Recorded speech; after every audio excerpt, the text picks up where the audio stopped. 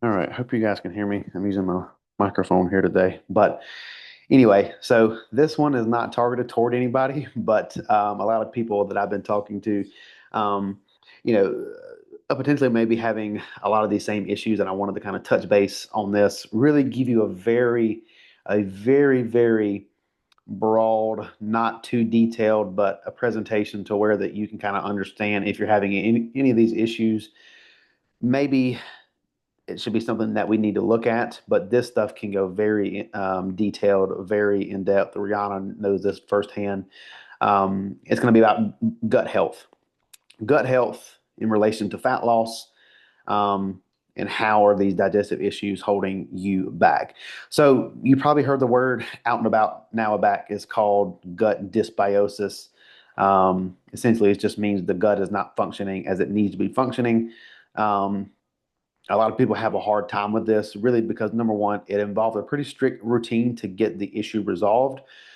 And number two, it kind of plays into the same token as being strict. It's very disciplined. There's really not a whole lot of leeway to falter one way or the other. It's either like, a you hammer down and fix this issue now, or you just prolong it for a very long time. So when I'm talking to a client and they say, I'm doing everything right, but nothing's happening. I feel worse. I don't feel any better.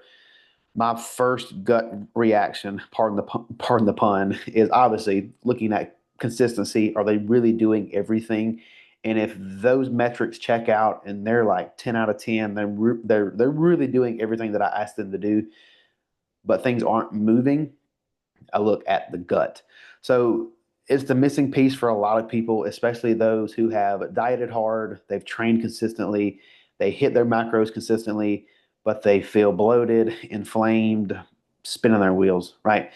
The gut is more than just a digestive bucket or a tube that you just put food in and it comes out the other end, right?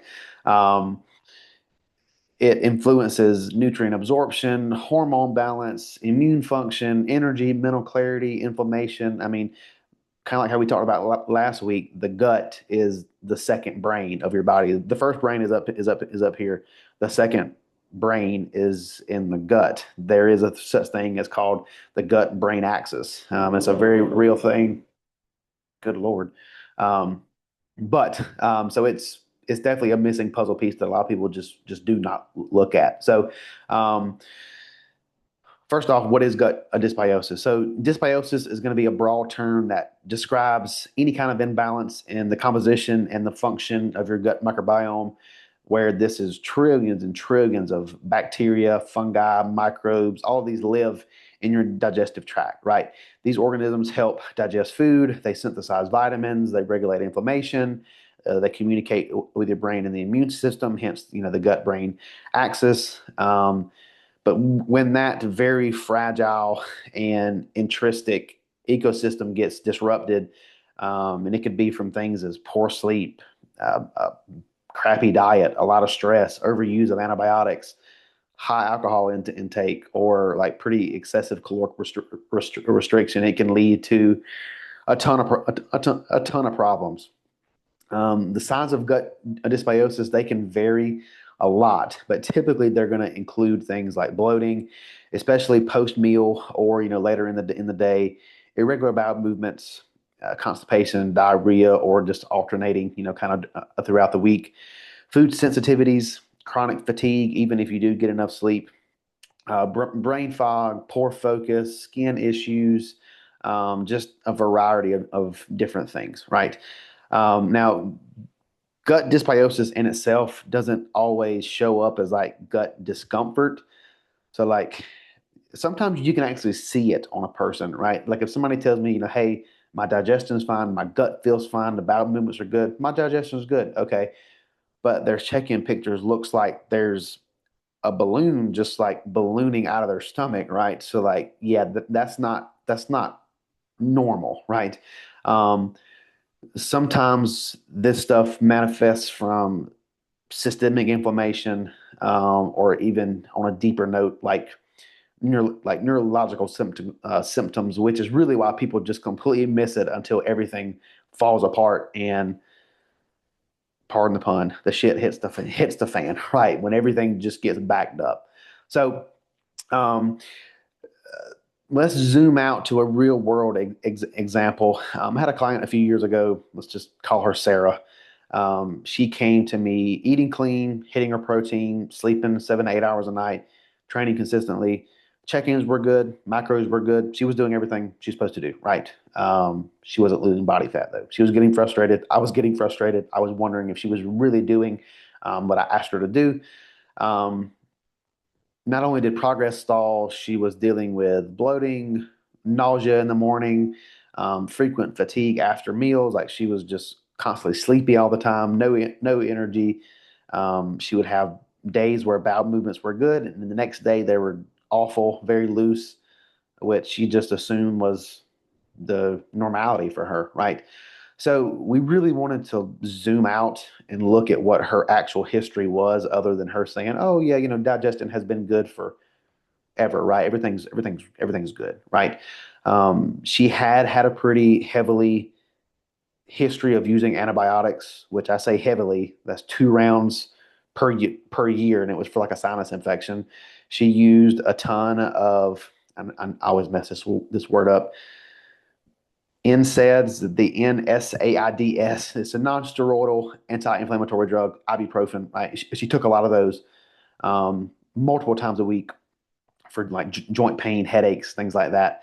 And she had been on 3 different fat loss phases in the last year prior to signing up with me, right? So she had been doing all of this stuff. Um, Overstress is what it boiled down to. Overstress, under recovered, and just continuing to dig that hole deeper and deeper. So one of the first things that we done was we pulled her out of that deficit. We increased food variety, temporarily reduced any kind of high FODMAP foods from her diet, and we implemented some supplements, that would be geared toward gut repair and motility. And within like the first month, her energy increased, bloating went down a good bit as well too, and bowel movements became more consistent.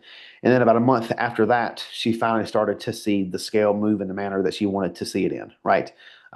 Essentially, the gut issues was what was slowing her down. Right. So if we look at how gut dysfunction disrupts progress, number one is just poor nutrient absorption. Even if you're perfect, you hit your macros, you are spot on with everything, you don't use any additional sauces, a lot of sodium, whatever, right? Your gut isn't breaking down and absorbing the nutrients effectively. So, you're still underfed on a cellular level, right? So even though that you eat it and intake it and it's in the stomach, it's not getting absorbed. Number two is just chronic inflammation. So you have this thing called in your gut. It's the gut lining, right? And it can be very permeable, right? Which this refers to leaky gut, right? Which essentially means you allow undigested food particles that's in your stomach to seep through that gut barrier and gets food particles and toxins into your bloodstream.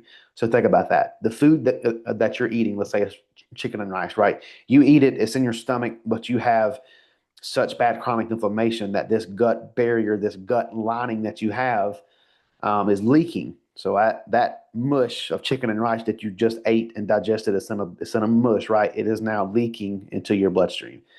This is going to trigger systemic inflammation just throughout the entire body, which is going to raise cortisol. It's going to mess with your insulin sensitivity, and it could, possibly affect your thyroid function. All of which these make fat loss significantly harder. So again, everything kind of comes back to the gut, right? Number three would be disrupted blood sugar regulation. So certain gut microbes help regulate things like leptin, ghrelin, the hormones that control hunger and fullness, right? And when the microbiome is imbalanced, these hormones just go all over the place, right? And 9 times out of 10, it's not the favorable way. It's increased hunger, decreased satiety, which is going to equal stronger cravings and you eating more food and probably more bad food as well too. Another one is impaired detoxification and estrogen clearance. So the gut plays a pretty big role in detoxifying hormones like estrogen. If that's not functioning well, estrogen can be reabsorbed and then recirculated inside of the body, increasing symptoms like water retention, um, worse PMS symptoms, like especially in females, and just mood instability. Um, this is pretty prevalent though, for female clients that are in a fat loss phase. And this can kind of go back to if you're having digestive issues, right? And you're not able to excrete waste, you're not able to poop properly, right? All those toxins are sitting in that stool and it's just getting recirculated through the body, right? So again, if the gut is off, it cannot properly do its job, which then has downstream effects for every other function within the body, right? And then we look at the last one, sleep disruption and mood issues. So the gut produces about 90% of your serotonin in your body, right? Which this influences not just your mood, but it also produces melatonin, which on the same token helps with your circadian rhythm to help you fall asleep at night, right? This dysfunctional gut that you now have, often it'll be correlated with anxiety, poor sleep, low motivation, all of which makes anybody be consistent harder, right? I guess is the best way to put that. So, what causes gut issues in clients who do everything right? Now, this is for the person who does track their macros, they do get their workouts in, they do everything right, right? But there's probably things that they're not doing or they're not realizing is causing their issues, right? So, number one is overuse of artificial sweeteners and sugar alcohols. These things are found in like protein bars, low calorie drinks, gum, right? Um, yeah, you might be hitting your macros, but if you're chewing a whole pack of gum a day, right, it's probably not good for your gut. It could be lack of diversity in your diet, right? Eating the same five to six foods daily for months, especially a diet to where there's not a lot of micronutrients present. That could be an issue as well too. High levels of stress. Um, this sympathetic state reduces stomach acid and digestive enzymes, which, if you take the apple cider vinegar or the betadine HCl, that can help with the stomach acid issues. But again, just inherently high stress is going to affect the digestive enzymes, and that stomach acid is going to get pulled down as well too. If you're, if they are under eating or if they're in like a low calorie state, granted, now that might not be something that you can control if you're in a cut, right? But it's typically not in a long enough period to where it's going to affect the gut that much. High caffeine and stimulant usage. If you're somebody who has a upper limit threshold of caffeine and you're drinking 6, 7, 8, 900 milligrams of caffeine a day, probably should taper that down a little bit. Even though you're drinking those sugar-free, zero-calorie energy drinks, there's still stuff in that. Circling back to the artificial sweeteners, there's still that stuff in there too. And if you're doing those, chewing a whole pack of gum a day, you can kind of see how those small things really do add up. And then you add all that on top of it. If you're training hard, but you're not recovering, then that's another side of the coin. You're kind of stabbing this thing from every which way, and you may not even be realizing it. Um, and one thing that a lot of people don't even realize is chewing your food and chugging water. If you're not taking the time to chew your food, or you're just inhaling the food, or you're drinking a lot of water with each meal, um, it's not helping you out either. If you drink a ton of water, it's going to dilute that stomach acid, which helps with breakdown and those digestive enzymes. And then if you're just inhaling your food and not chewing it properly, well, it's going to make the digestive system work a heck of a lot harder to break down those big chunks of food, right? So again, you may on paper be doing the macros, the workouts, the steps, all this stuff perfectly, but there's 10 other things that you're doing that's not helping your case, if that makes sense. So I guess the biggest question that I get is when you consider a gut protocol, or maybe um, a a lower barrier of entry like protocol to maybe like try to get things going first before you go full gut protocol. So if you're chronically bloated all the time, or you're experiencing like crazy digestive and bowel movements, that's one big thing there.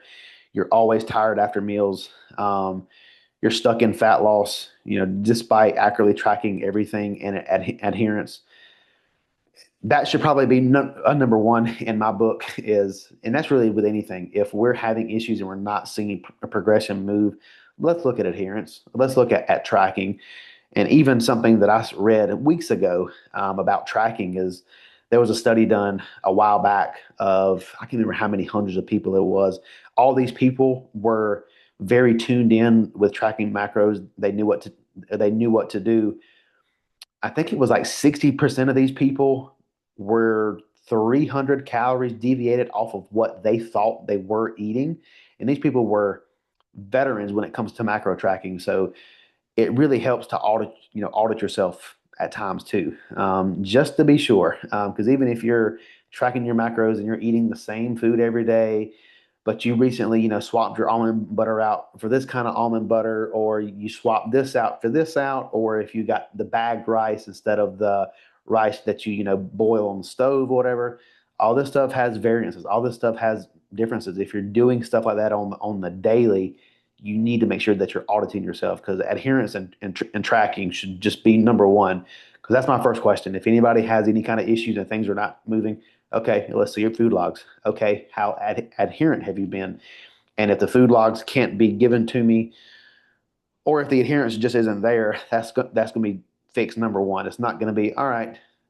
Gut protocol, because I promise you, you will not like that at all. So if you do have these symptoms and you're wanting to try something, right? Number one is, if you're in a deficit, pause the deficit. Get your system back up toward maintenance. Um, when you're lower in food, I mean, the systems in your body aren't going to be able to work as efficiently as they could be, and a stressed gut can't heal when the body is underfed. So just at least get your food back to maintenance is the easiest way to put that. Swap the food choices that you do have right now for lower FODMAP foods. Try it for 2 to 4 weeks. See if there's any like noticeable changes. Um, like in your, bloating, gut discomfort, bowel movements, things like that, and pull things out like wheat, dairy, any kind of like sugar alcohols, chewing gum, artificial sweeteners. Let's just get rid of that stuff. Anything high FODMAP foods, get them out. And if we see an improvement, I was like, okay, maybe something there might be warranted to look at, right? Um, Increase variety in your foods. If you've been eating the same thing for months and months and months and months and months on end, gradually start to maybe add in a little more variety. I like, honestly, having blueberries in everybody's plan if possible. It's a very good antimicrobial. It's a good antioxidant. It does a lot of things. A lot of fruits have that. A lot of veggies have a ton of micronutrients, right? Prebiotic rich vegetables, fermented foods, things like that. Just make sure that you increase that variety, but don't do it all at one time. Just slowly add those in. Um, Slow down and eat intentionally, kind of like what we talked about earlier. Um, don't be in a rush to eat the food and just be done. Like, chew thoroughly. Take. There has been at times to where I've had to tell clients like, "Hey, I need you to take at least like 10 to 15 chews per bite," because I was seeing them on Instagram, story or whatever. They were like inhaling their food, and I'm like, bro, calm down. You're not even chewing your food. I need you to chew in between 10 to 15, 10 to 20 times per bite to make sure that it's down, it's good. And I know that seems like super simple and super like, well, yeah, duh, for sure. But again, it's those small things that people just overlook. Um, Prioritize stress management. Again, this is one thing that we just can't neglect. Cortisol wrecks your digestive tract. Any kind of walking, journaling, which, to be completely honest, I bought a journal and it's over there out of my reach. the other day, and I've been trying to do a little bit of daily journaling myself, just to kind of gather all of my thoughts, make sure that I'm in the mindset that I need to be at, and kind of reflect on the past couple of days and see where I was and see where I'm at now. Um, and it's helped for sure. Is it going to drop all of your stress? No, but it definitely helps. Now, at the end of it, if you try all this and nothing doesn't work, what you could do is consider some GI targeted, um, like supplements, like L-glutamine, digestive enzymes, magnesium citrate or glycinate. And you got to be careful with those two. Too much of the citrate can cause issues with loose stools. So there's a lot of nuances to these, but this is just in general. Um, don't just randomly throw probiotics at the problem. You must match the issue that you're having. Now, and you could even use some peptides, like I was talking with to a client earlier, to help get those things moving back in the direction. Like one, for example, is called Glow, GLOW. It's got BPC 157, TP 500, GHK-CU in it. Or there's another one that's called LL37, which helps kills bacteria, viruses, and fungi located in the gut. Now, keep in mind though that there are good bacteria and there are bad bacteria in the gut. So some of these things, again, it has to be targeted and matched to the issue. You don't want to go in there. You don't want to go in there and just wipe everything out, if you have no context of what you're doing, which would then lead into the last point. If all of this just does not work, it could be time to get a GI map done and really dive into what is going on there.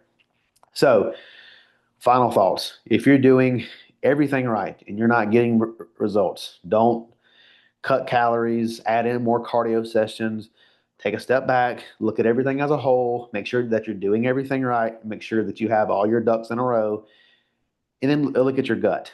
Are you having consistent bowel movements? Are you having any kind of bloating? Are you tired after meals?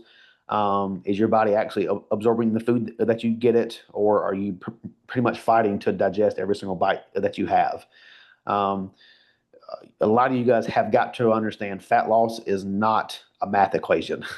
It's not. It's got several different systems. You know those old like Law and Order TV shows where they have like this person, like pinned to the map, and there's a string going that way, this way, that way, down, upright. Like that's this whole thing combined into one, right? So when somebody says it all boils down to calories in, calories out, I'm going to say that's BS because that just that's not the case. There's several different systems that go into this. So, if you're having gut issues, that's probably one place to look at. Don't hang your hat on it that is the issue, but don't discredit it either. So, I know that was a lot, but I hope you guys got a lot of value out of that. Um, does anybody have any questions with anything about the gut stuff? Anything specific at all?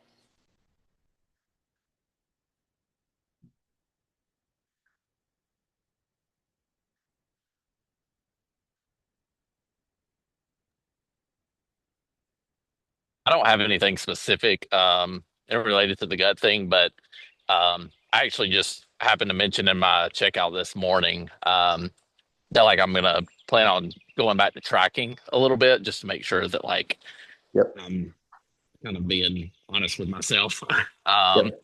about where I'm at with things. So it was just funny that you had mentioned that because I was like, yep, I'm definitely like in due to do that for sure.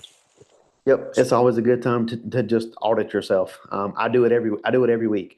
If my coach makes a change to my plan, I don't just accept what he puts in there and I just blindly follow it. I Not that I don't trust him, but again, it helps me learn. It helps me just stay on top of things, because I don't want to look back and be like, in 4 weeks, he's like, "Hey man, are we still doing XYZ?" And I'm like, "No, damn, I must have missed that." But I would have called it if I would have audited myself, right? So again, Yeah. just a little bit of self accountability, I guess. So, but yeah, cool deal.